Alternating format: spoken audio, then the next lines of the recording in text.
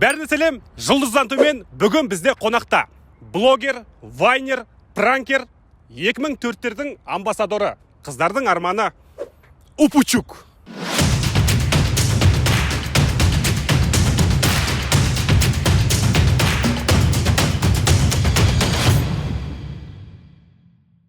Упучук, шын атың Әділет. Әділет, өзің жайлы бір толықтай таныстырып, қайдансың, қайда оқыдың деген сияқты айтып берсең. Айтжанов Әділет 1998 жылы июльдің 6 күні Ақтөбе қаласында нормальный отбасыда дүниеге келдім. Әкем бар, шешем бар, ағам бар, туған. Отбасы 2 адамбыз. Біздің кішкентай інім бар. Інім деген ол ағамның баласы. Ахмат деген өте өзім жақсы көремін енді. Бар ғой. Ақтөбе қаласында нөмірі 48-ші орта мектепте оқыдым. Шанхай деген қиын криминал районында өстім. Сосын сол 9 бітіріп, сол колледжге түстім. Колледжге түсіп, осылай Алматыға келдім. Руым адай, нағашыларым сол Аралдікі, негізі мамам Аралдікі, папам Байғайындікі. Пока осы деп. Неге 2004? Осы енді барлығын қоятын сұрағы неге 2004 дегенде. 2004 дегенде былай басталды негізі. Бір қызбен танысам да. Танысқанда Инстаграмда жазам.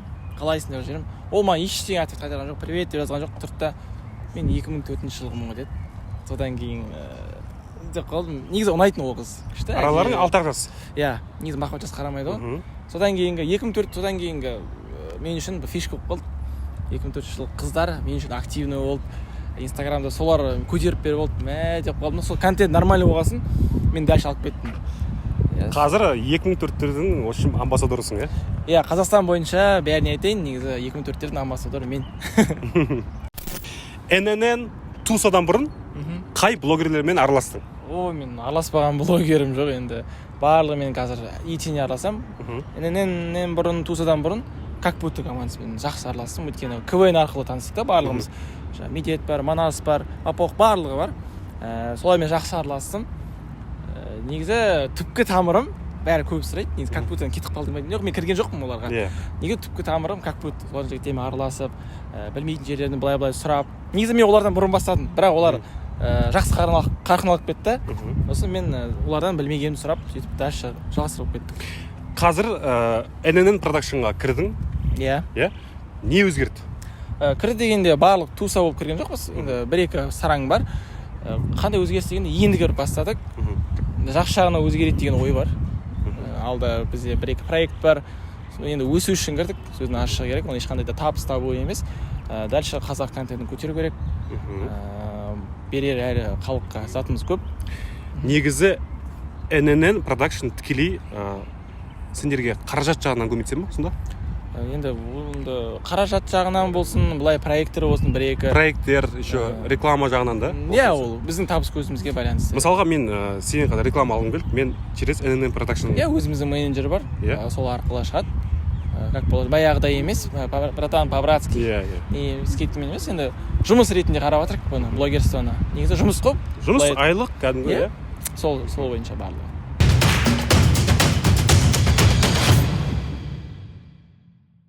Упучук, сенің блогер болуыңа өзіңнің бұрынғы қызың түрткі болды деп айтып кеттің. Екеуміз танысқан кезде. Сол жайлы толықтай айтып кетсең. Қызым емес, конкретно келгенде. Мен френд-зонада болдым. Екеуміз дос болдық. Мен оны қатты жақсы көрдім. Ұнаттым. Ол да біліп жүрді мен жақсы көретінді. Бірақ ол маған де мотиватор қыз болды да. Мен сол үшін жақсы көрдім. Мені мотивацияға сен бейт шеш, бейт, вайн түсір сен қолынан келеді деп. Сосын бірақ ол қыз андай жақсы көретін. Жігіттердің центр внимания болғанын, жігітінің өзінің қасында жүргенде сенімді, күшті сезінгісі келді да қыздың, жігіттің қасында. Мен андай ол тоже мен сөйлеспей қалып, менде бір мотивация болды. Давай мен оған мә саған деген сияқты жасаймын деп ше. 1-2 стористар түсіріп бастадым, 1-2 вайндар түсіре бастадым. Ол жытты өтіп кетті. Біз бәрі жазды, мә базар жоқ деп. Енді сол қызды қазір көріп отырса енді өкінбейтін шығар енді. Ол маған мотиватор болғанына, ол маған осылай түсіруіме себепкер болып, оған рахмет айтамын. Онда ешқандай нем жоқ, өкпем жоқ. Қызым емес бірақ. Ол мен досым болды. Досың? Френд-зонада болдым. Негізі ұнаттың ба оны? Иә, қатты ұнаттым. Жаман екен френд-зона деген. Иә. Уақытында айтса керек болды. Осы танымал болуыңа жалпы қанша қаражат жұмсадың? Негізі қаражат көп кетпеді. бәрі ойлайды, бәрі ойлайды, блогер болшы, сен ақшаң болу керек, машинаң болу керек деп. Мен КВН тағы айтамын, КВНге рахмет, Жайдарманға. Ол сенің басыңда, миыңда зат болса, сен до конца жасайды екенсің. Өзің еңбегің енді бағаланады да. Ешқандай да ол не емес, қолыңда бір телефоның болса болды. Сол телефон қаражаты сол шығар. Телефон шығар, а былай келгенде ешқандай артық ештеңе кетпейді. Кетсе солай пранкта, реквизитқа, анау-мынау тамағыңа кетеді. Сенің видеоларыңды көп адам қарау үшін сен ақша жұмсамадың ба? Реклама сатып алып біреулерден? Жоқ, мен достарыма ризамын, блогер достарыма ризамын. Өзімнің достарыма, ата-анам группаларға жібереді. Тумалар деген, мен балам вайн салды, қараңдар жіберіңдер деп. Сол арқылы деп ойлаймын. Көп қаралымға болғанда өзімнің аудиториямды қалыптастырдым деп ойлаймын. Сол себепті олар күтеді да, сол себепті. Сенің Ақтөбедегі районский жігіттерің сен тикток түсіргенге көзқарасы қандай жалпы? Негізі ма? Жалпы көп тикток түсірмеймін. Пацанский темалар қозғайтын. Бірақ тикток дейтінді ол негізі кегізат та. Ол менің жұмысым болғандықтан тикток түсіру керек болатын. Жалпы көзқарастары басында дегендер болды. Потом бірақ нормально. Лично өзіме былай жазады. Дайректте оқимын ғой. Айтады, типа, братан, не қуышсың, анау-мынау, қазын ұғыма, дейтіндер бәрі. Өзінен дайрект жазып жіберем, түсінбедім десем, братан, прикол ғой. Сен оқи ма, оқымай ма деп ойлап едім дейді. Жалпы сөзін аша керек. Ақтөбенің балалары көбісі тиктокқа жоқ дегенмен, қазір мен дейтін балалардың өзі тикток түсіріп жүр ғой. Кеше маған әрекке шығып қалады сондай балалар. Мен өзінен жіберем, чо там деймін. Жалпы айтқанда, Ақтөбенің жігіттері бандитский тема дейтіндер баяғыда болған, қазір қалды ғой. Өзім базар жоқ жүрдім балалармен. Негізі районмен жүрдің, Иә, жүрдім деп айтайын.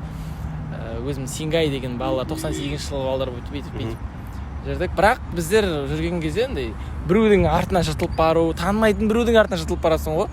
Сондай бір хайптың кезі болды, ондай Инстаграм сияқты болды да. Бірақ біз ешқашанда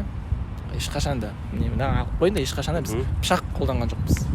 Біреуге пышақ қолданған жоқсың, қару ше? Қару қолданған жоқпыз. Біз чисто еркекше, бірге бір болсын, жаңа сенкі 4-ке 4, 5-ке 5 турист ұстайтын едік, сөйтіп ұстайтын едік негізі. Ал қазіргі жастарды көремін, мысалға Мегада өзім Ақтөбеде кетіп баратам да, андай болады, балалар қатайып, бүйтіп не істейді, пышақ шығарып, не керек деймін да, өйтіп. Базар жоқ, өзім дәл соларды көргенде болам, бірақ ондай жасаған жоқпыз да. Не айтамын.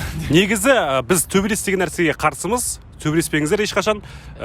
Жалпы негізі көп нәрсені қазір сөзбен шешкен дұрыс деп ойлаймын, менің ойымша. Иә, сөзбен шешіп тастаған дұрыс, ақылмен. Бірақ біздің Ақтөбе барлығы бір-бірін таниды. Балалар кім-кіммен қозғалады, қалай былай дейтін, бәрі бір-бірін таниды, конкретно таниды да. Но кейде бір-екі араларында ала алмай жүрген өштері бар шығар. Бірақ біздің Ақтөбенің балаларын жамандап жатқан жоқпын, өте жақсы балалар. Түсінігі мол балдар. Өзімде сол негізі Алматыға кеткен себебім негізі мен Ақтөбеде жүрсем андай мужикова тетіп кетем, темалар пацанский болып кететін былай ше.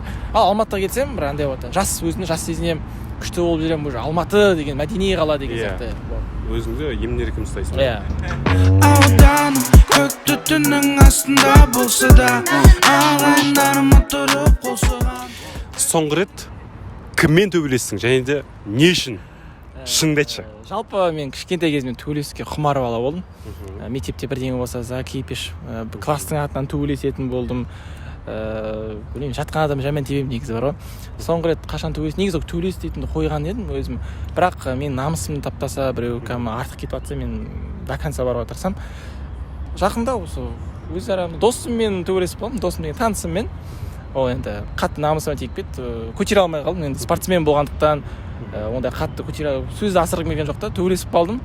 Енді атын айтпай ақ қояйын, сол Рамазан айында төбелесіп қалдым. Мен өзің бірақ өкінесің, иә, ораза айында төбелесіп қалдым да, сол егер де брат көріп отырсаң, сен Алла разылығы үшін кешірім сұраймын. Ондай болады деп ойлаған жоқпын. Давай достасайық Рамазан айында. Біріміздің етіміз жемейік. Молодец. Осы тұрғанда мен Опучу қатты риза болып тұрмын. Бұның өзі ерлік деп ойлаймын. Өзі мойындап, өзі қазір тікелей кешірім сұрап тұр. Ең алғашқы махаббатым Алматы дейсің да, бірақ сенің туған жерің Ақтөбе. Неге? Барлығым негізі өлең бар ғой, Алматы ең алғашқы махаббат. Негізі кішкентай кезде мен Алматыға дейтін махаббатым ерекше болды. Телевизордан көрем, центре внимания болғандықтан мен Алматыға тартып тұрды, өзім актерствоға түскім келді. бірақ та кейбір себептермен үйдегілердің айқайымен мен 9 класстан кейін мен айтпақшы 48-ші мектепте оқыдым Ақтөбеде. 9-дан кейін мені қуып жіберді мектептен. Мен ешқандай бүлдірген жоқпын, ештеңе бүлдірген жоқпын, білмеймін, қуып жіберді. Военный школаға түстім. Есет Батырға. Военный школада мен оқи алмадым, сөзін ашығы керек. Жақпады. Көп ауыра бастадым. Жағдай болған жоқ. Сосын мен одан кейін үйдегілер қазақ колледж және коммуникация колледжіне түсірді, Ақтөбе қаласының колледжге түсірді. Сол түсіріп болғаннан кейін жаңағы не болды да? Менде мотивация болды. Мен Алматыға кетемін, Алматыда оқимын, выше оқимын. Алматыға соған КТА тапсырдым, короче. КТАдан білесіздер ме, 70 сұрақтың 7-еуіне дұрыс жауап беріп. Мә, өкінемін, ұялам, мама айтады, сен не сұраққа жауап берген білесің бе? 7 дейді, мә, мама деп қоямын. Сөйтіп Алматыға бірдеңе қашып келдім. Андай ғой, шын қызың жақсы көрсең келесің деген сияқты жаққа келдім. Бірақ Ақтөбе енді туған жерім қалай береді, мен үшін ыстық. Алматы ең алғашқы махаббатым болып та қалай береді. Ол барлығы мойындайды. Алматыға келген адам оны түсінеді негізі. Өзіңнің командаң туса жайлы айтып кетсең. Біздің команда ерекше, жан-жақтан жиналған деп айтпай ақ қойын, барлығы оңтүстік, жалғыз мен батыс болып келемін. Бірінші бізді команда құраған Азамат, Түркістан баласы, мен өте ризамын, өте мықты бала. Келді, осылай Азамат біріншісі, оны ерекше айтамын. Бізді сүйреп жүр. Екінші Арухан мен өте қатты жақсы көретінмін, өйткені КВНчик бір жағынан ең командада ақ көңіл аңқауы, сол бір-екі алда жіберсең кетеді. Қызылордалық жігіт, иә? Иә, Қызылорда кетеді. Одан кейінгі Асылбек, Шымкенттің жігіті, ода актер, негізінде актерсы оқыған. Одан кейінгі кімді айтып кеттім? Бақытжан ол через Асыл арқылы таныстым, командаға келді, ерекше қарсы алдық. Одан кейін Әділ ол Қызылорданікі, ол кімнің? Аруханның досы. Барлық достармен келген ғой, еріп дегенде ғой, енді ол инста әлемге қош келіп жатыр барлығы. Сол енді көріп, біздің команда енді күшті, андай. Қалай айтсам болады? Бәрі мені прикол ұстайды, мен батысқа болғасын ше. Менің сөздерімді қайталайды. Наоборот болып кеттік, мен оңтүстіктің сөзін қайталаймын, айтам, олар батыстың тілімен уже коллаборация болып кетті. Сол жағы. Сол мен командам осы 7 баладан құралған. Керемет туса, сила. Seni oyatar ne Ayşe anne Nemesi koferin demme Bebeler dediğin anne Негізі сен батыстықсың, өзің айттың. Бірақ Шымкентке жиі барасың. Неге? Қызым бар деп шайып кетсең. Жоқ, негізі оңтүстікке баратын, жаңа айттым, Алматы ең алғашқы махаббатым. Ақтау ол 2-ші махаббатым. Ал Шымкент ол 3-ші махаббатым. Негізі мен жүрегім кең жігіттің. Бәріне. Шымкент өте қонақжай, өте ыстық. Баяғыда андай болды бізде. Шымкент, андай біздің батыстан армияда служып келген братандар бар, ана келеді да, шымкенттікілер маңдай, шымкенттікілер маңдай дейді. Мен сол стереотиппен қалып қойғам ғой. Алматыға келдім, мен уже шымкенттікілерден андай үркейінде қалай андай.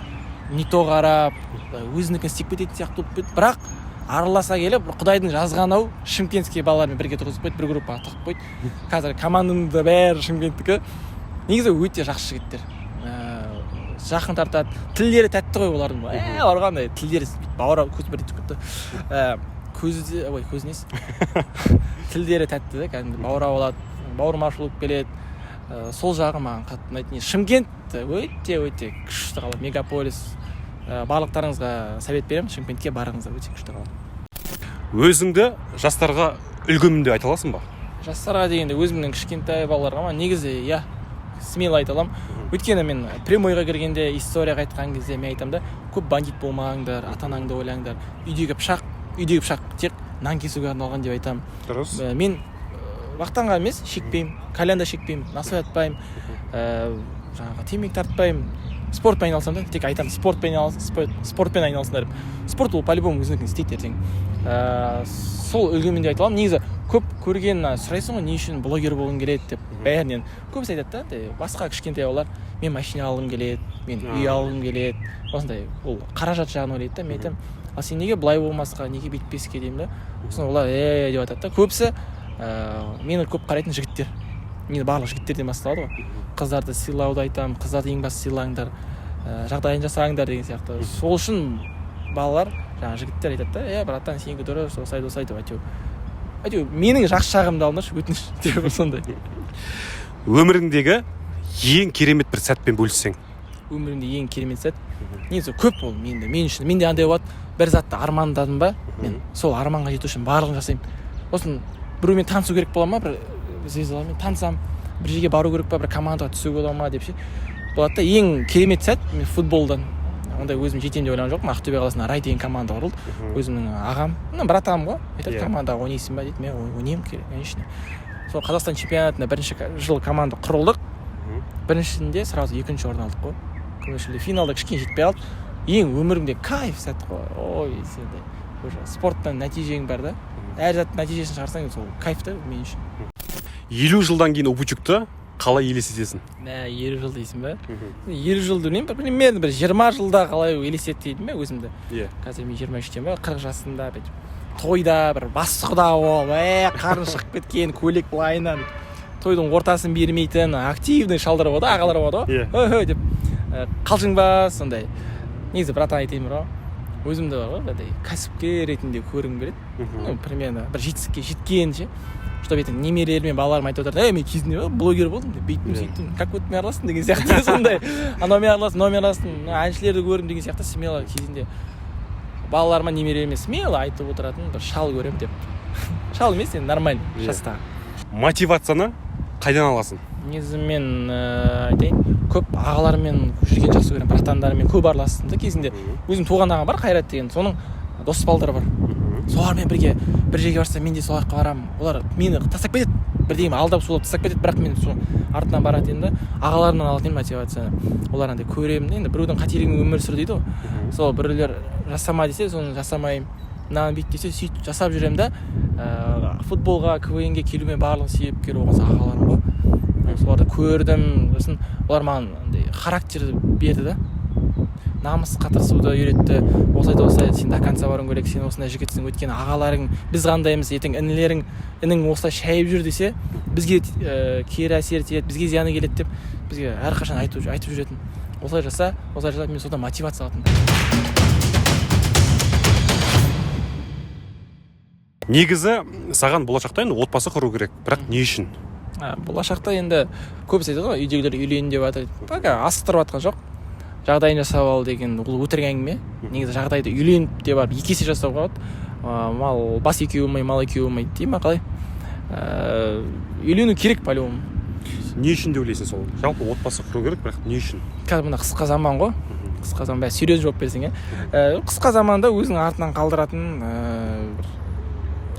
ұрпақ, жақсы аты шыққан балаң, аты шықпаған қызым болса, сен ертең білмеймін, үйге келгенде кайфпен әйелің мына жақтан, балаң мына жақтан шығып, ол өмірдің заңдылығы ғой. Үйлену керек, сол үшін шығар деп ойлаймын. Бір дальше больше өмірдің мәнін, ата-ананың қадірін білетіндей, сол кезде барып білетін сияқтысың. Негізі қызың жоқ сен қазір? Пока қыздардың қуанышына менің қайғыма қызым жоқ, точнее. Бірақ мен айтып отырмын, тез жақсы көріп қаламын. Мен жүрегім кең адам, біреу жақсы көріп қаламын ба? Одна любпың негізі, бірақ мен біреумен жүрсем, до конца. Қазір мына заманда қыз табу қиын десем, бәрі ұрыспайды шығар. Нормально қыз жоқ деп айтсаң да тағы ұрыспайды. Нормально қыз бар. Просто біз нормально іздемейміз оны. Іздеп, өз адам қандай, сондай тап болады деп ойлаймын. Сол себепті бір күтем. Сол күтудің амал жасап жатырмын. Іздеп 2004-тер деп. 10 жыл артқа қайтуыңа мүмкіндік туса, не өзгертетін едің? Енді мынау барлық оқырмандарым көреді ғой, жалпы мен туралы көп білмейді. Мен айта бермеймін да. Бірақ та 10 жыл ары қарай кетсе ма, мен өзгертер едім. Өзім кезінде дзюдоға қатыстым, спорт жағынан бар ғой. Мен спорттан шамалы әттеген ай болып қалды да. Спорт до конца барғым келді. 10 жыл артқа істегенде мен актер болғым келді. Жаңағы 11 класс аман есен бітіріп, соған амалдап Алматыға келіп бір темірге жүргенке түскім келді. Сол әттеген ай, бірақ енді өткенге өкпелеуге болмайды дейді. Қазірге шүкір. Может, солай жазу керек болды, мысалы болашақта солай жақсы болып кетеді деген ойдамын ғой. Ешқандай өкінбеймін, бірақ та бір кішкене әттеген ай деген бұл кезінде неге мен былай жасадым, неге былай жасамадым деп болады. Сол бірақ та өкінішті енді толтыра алмайсың по-любому керек. Дәл қазір қазақ контентін көтеріп жатыр деп кімді айта аласың? Дәл қазір мен үшін ба? Қазақ контентін көтеріп жатқан мына Как будто жігіттері. ол енді күнде қарайсың ғой мінекей сериалдар бар жаңалар мыяқта бір как будто бір қайта мақтаған сияқты емес енді достарың болғасын білесің көресің негізі по факту солай по факту мен бәрі де мойындайтын шығар сосын көп блогерлерді қарамайтын бірақ сосын қазақ контентін көтеріп жатқан стендапшылар стендап оқитын жігіттер оның ішінде аңсаған гала бар мен олар қараймын видеоларын сосын жақсы проект жасап жатқан контент жасап жатқан Қыдырбаев деймін барлығы Қыдырбаевты мойындайды ғой Жансерік деп айтайықшы есімі Жансерік өте керемет жігіт кезде бірге футбол ойнап тұрамыз негізі футбол ойнаған өзі кайф ол жігітпен контенті бөлек футбол ойнаған онымен кайф бөлек Упучук айына қанша табасың? Айына ма бір енді таппасам бірақ оған дейінгі бір табыс көзім айына 200-300 болатын ол маған жетеді мен көп андай қыдырмаймын көп мен тегін қыдырған жақсы көремін сол себепті бірақ киіміме кетер тамағыма кетер а былай артық шығып жатқан ештеңе жоқ сөзді ашық керек 200-300 мен үшін былай жетпей бір-екі кредитім бар енді жаңағы телефон кредит бәрімізде бар иә ол бәрінде бар ол егер бүгін сенің ақырғы күнің болса ой алла сен не істер едің? ақырғы күнім болса ма ақырғы күнім болса маңдайымды сәждеден алмас едім енді соңғы ақырғы күнім болса андай біреу бүйтер едім сөйтер едім дейді тез етіп ата анамның қасына барып енді көбінесе ата ана біз шеттеміз ғой ата ананың бір маңдайынан сүйіп ата ана бір құшақтап алып алматыға келгелі мешітке көп бармай кеттік негізі енді карантин жабылып қалды енді бірақ оның алдында көп жиі баратын мешітке Алланы жиі еске алып тұрасың ба? негізі иә алланы жатар кезде мен өзіме негізі әр адам өзіне отчет беру керек бүгін не істедім не қылдым деп мен соны алланы еске алуға достарым да кейде себепкер қылады негізі кругты дұрыстау керек дейді ғой достарың көбісі алланы еске алатын сені миыңа салып тұратындай болу керек та чтоб сол себептен жақсы балалармен араласуға тырысып жүрмін Футбол ма КВН ба? негізі ма футбол Ақтөбе ма Алматы ма? Алматы Туса ма КВН ба? КВН Пранк па әлде задание ма? пранк Сенен бір цитата ой цитата десе бұл мен ғой цитата десе мені елестейді көбісі бір жақсы бір цитата бар сен достарыңа туған туыстарыңа бауырларыңа қоршаған ортаңа унитаз болмау керексің неге? тек қиналғанда келмеу керек саған қуанышыңда да қайғыңда да бірге келу керек болды Ал қымбаттылар, жұлдыздан төмен бүгін бізде қонақта болған Упучук. Ұнаса лайк басып, комментарий жазып подписать етіңіздер. Достар, сіздер үшін арнайы мен жан сырымды ақтардым. Бұрын соңды ешқандай жерге айтқан жоқпын. Мына сөздерімді осыны бағалаңыздар деп шайып кетсек. Ондай жоқ па не? Бар бізде. Давайте кеттік. 1, 2, 3.